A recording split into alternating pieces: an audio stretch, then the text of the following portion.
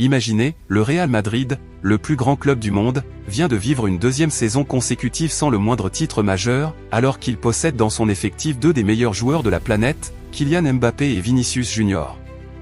Après presque 2 ans ensemble, le constat est terrible, ils n'arrivent pas à gagner ensemble. Et à Valdebebas, au cœur du centre d'entraînement, de nombreux membres du club le disent ouvertement, les problèmes ne seront résolus que lorsque l'un des deux quittera l'équipe. Bonjour les footeux, les fans du Real, les amoureux de la Casablanca, bienvenue sur Footforge Actu, la chaîne qui décrypte sans filtre les crises du football mondial. Aujourd'hui, on plonge dans cette bombe lâchée par ESPN et Max PPP le 30 avril 2026, la guerre froide entre Mbappé et Vinicius, la révolte interne, Florentino Pérez qui refuse de choisir, et le nom de José Mourinho qui revient en force. Accrochez-vous, c'est du lourd, 8 minutes d'analyse sans concession avec tous les faits vérifiés. Si ce drama vous passionne, likez tout de suite, abonnez-vous et activez la cloche. C'est parti.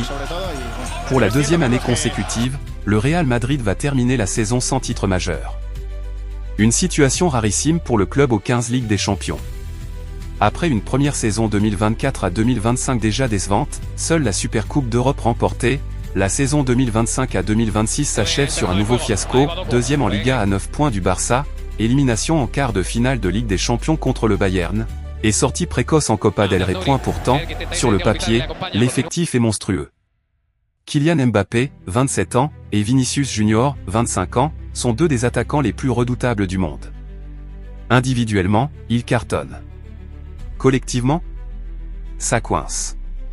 Après presque 2 ans de cohabitation, le duo ne produit pas les étincelles attendues. Les statistiques de connexion entre les deux joueurs restent faibles. Très peu de buts ou d'actions décisives combinés. À Valdebebas, le constat est partagé par de nombreux membres du club. Selon ESPN, nombreux sont ceux qui laissent entendre que Vinicius et Mbappé ne s'accordent pas, et que les problèmes ne seront résolus que lorsque l'un d'eux quittera l'équipe. C'est une phrase lourde de sens. Pour la première fois depuis longtemps, on ose publiquement remettre en cause l'un des deux galactiques. Le problème est à la fois tactique et humain. Mbappé aime décrocher, venir chercher le ballon dans les demi-espaces, tandis que Vinicius occupe souvent le même couloir gauche ou les zones intérieures. Résultat, il se marche parfois dessus, l'équipe perd en équilibre, et le jeu devient prévisible. La presse espagnole et internationale est unanime, l'association Mbappé-Vinicius ne fonctionne pas comme espéré. L'équipe parle des incompatibilités et note qu'ils ont presque aucune connexion en dehors des transitions rapides. AS et Marca soulignent le faible nombre de passes décisives entre les deux depuis l'arrivée de Mbappé en 2024. Certains observateurs vont plus loin, le Real jouerait parfois mieux sans Mbappé, avec un jeu plus collectif et fluide. D'autres estiment que Vinicius, émotionnellement plus madrilène, est plus impliqué dans l'identité du club. Des tensions internes ont même filtré, sifflées au Bernabéu contre l'un ou l'autre, critiques sur l'attitude défensive de Mbappé, ou sur les réactions excessives de Vinicius. À Valdebebas, le malaise est réel. Des voix internes estiment qu'il faut trancher, soit Mbappé, soit Vinicius. Garder les deux bloquerait le collectif. Le problème n'est pas le talent, les deux sont exceptionnels, mais la complémentarité. Rodrigo, Bellingham et les milieux ont du mal à trouver le juste milieu entre les deux stars. Florentino Pérez, lui, refuse catégoriquement de vendre l'un ou l'autre. Selon ESPN, le président est persuadé que le Real peut gagner avec ce duo. Il refuse de lâcher une star à 200+ millions d'euros. Pour lui, le problème n'est pas les joueurs, mais l'entraîneur capable de les faire cohabiter. Face à ce blocage, un nom revient avec insistance, José Mourinho. Florentino Pérez verrait en lui l'homme de la situation. Le Portugais coche toutes les cases aux yeux du président, caractère fort, expérience des grands vestiaires, capacité à gérer les égos, et surtout, un palmarès qui parle. Il a déjà ramené des titres au Real entre 2010 et 2013. Mourinho est actuellement à Benfica, mais sa clause libératoire est accessible. Pérez mènerait personnellement le dossier. L'idée est claire, un coach autoritaire pour remettre de l'ordre, imposer un système tactique qui équilibre Mbappé et Vinicius, et redonner une identité guerrière au Real. Cependant, tout n'est pas simple. Le vestiaire, dont Mbappé et Vinicius selon certaines rumeurs, ne serait pas forcément favorable à ce retour. Mourinho divise, certains le voient comme le sauveur, d'autres craignent son style défensif et ses clashs médiatiques. Ce débat révèle une crise profonde au Real Madrid. Après des années de domination, le club doit choisir entre talent individuel et équilibre collectif. Vendre l'un des deux serait un aveu d'échec, mais garder les 200 solutions tactiques risque de prolonger la disette. Florentino Pérez joue gros.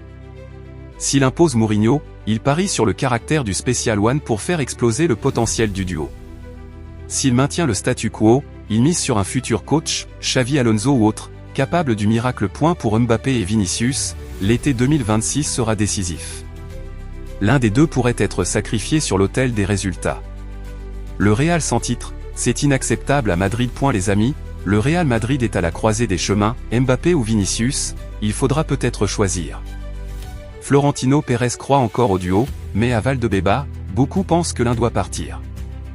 Mourinho sera-t-il l'homme de la dernière chance? Dites-moi en commentaire, qui garderiez-vous entre Mbappé et Vinicius? Êtes-vous pour le retour de Mourinho? Lâchez vos avis cash, likez si cette crise vous passionne, partagez à tous les fans du Real.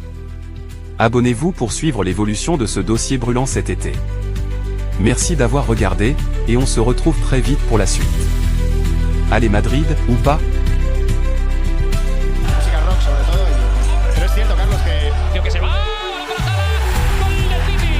Apertura la banda, Sergi la pide al espacio, Mateo Nunes a la espalda de Fran García que le acompaña.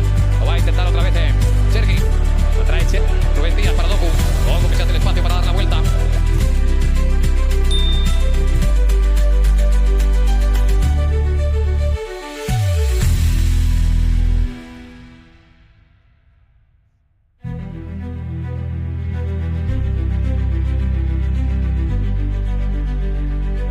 Se cruzó, reclama una falta Dani Rodríguez que el colegiado no concede. Puente, buen balón, atención a la velocidad en el contragolpe. Dani Carvajal, atención a Luka Modric, frontal del área, arma el golazo del Real Madrid. El disparo, Gareth Bale, aparece Vinicius. Está llevándose la mano a la oreja el colegiado. Tenerse por ofrecerse en corto, ya la tiene, asomándose nuevamente a la frontal. Quiera Isco, despliega por la izquierda. El delantero paulista del Real Madrid.